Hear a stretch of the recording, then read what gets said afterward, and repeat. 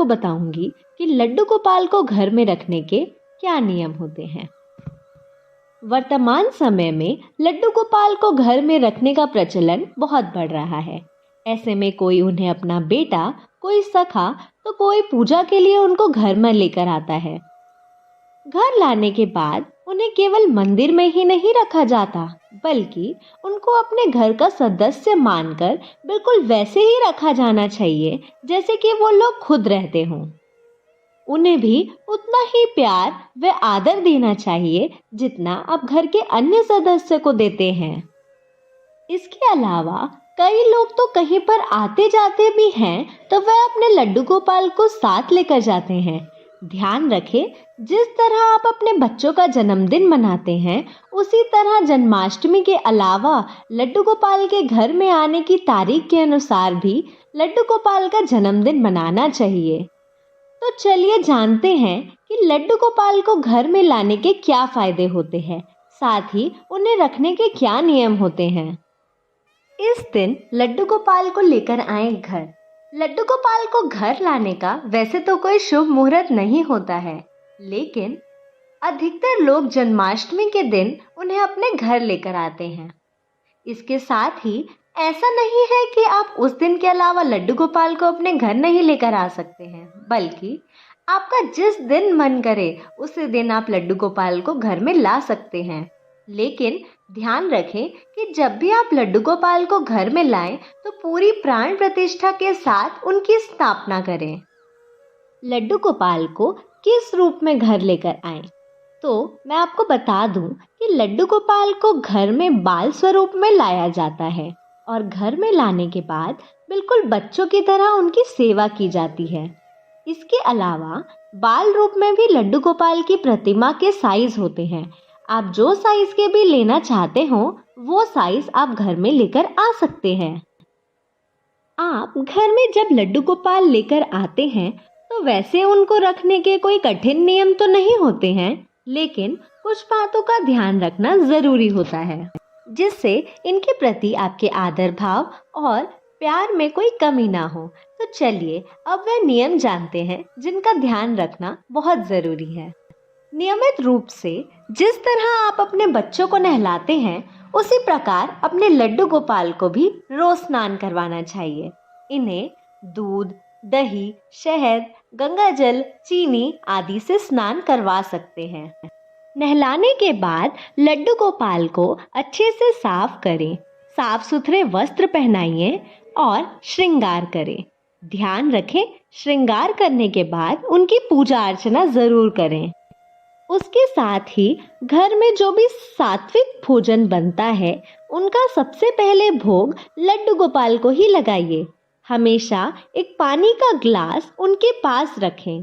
साथ ही कान्हा जी के खाने में तुलसी का पत्ता जरूर रखें।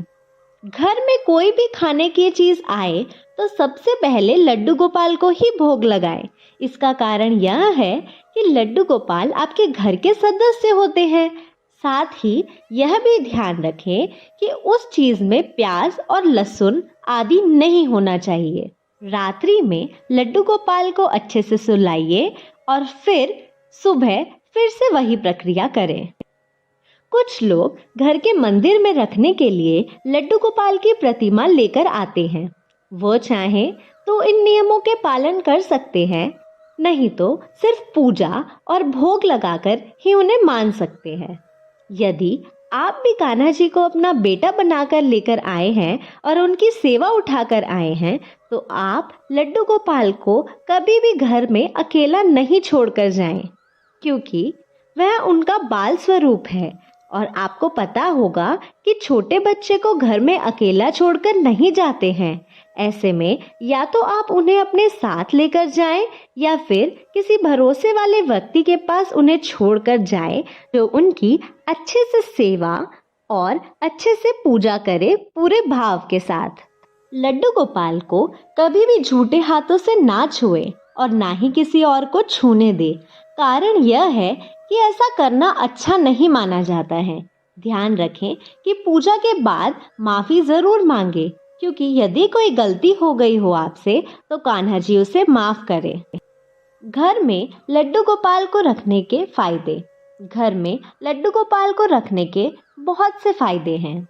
लड्डू गोपाल को घर, परिवार, व्यापार आदि में सफल रखने में मदद करते हैं। तो चलिए अब जानते हैं कि घर में लड्डू गोपाल को रखने के क्या फायदे हैं। परेशानियों को दूर करने में मिलती है मदद। यदि आप अपने मन की बात किसी और से नहीं कह पा रहे हैं तो आपके घर के सदस्य यानी लड्डू गोपाल से आप वह बात कर सकते हैं और वह अपनी लीलाओं से आपकी सभी परेशानियों को दूर करके मदद भी करते हैं। साथ ही घर में पॉजिटिव वाइब्रेशंस बनाए रखते हैं। वहीं पूरे श्रद्धा भाव से लड्डू गोपाल की सेवा करने के बाद जब आप मन की इच्छाएं अपने लड्डू गोपाल जी के सामने जाहिर करते हैं तो वह आपके मन की बात सभी इच्छाओं को पूरा करने में आपकी मदद करते हैं। लड्डू गोपाल को घर में रखने से कलह कलेश, धन संबंधित समस्या व अन्य परेशानी आपके घर के आसपास भी नहीं आती है। अब मैं आपको बताऊंगी कि लड्डू गोपाल की मूर्ति खंडित होने पर क्या करें।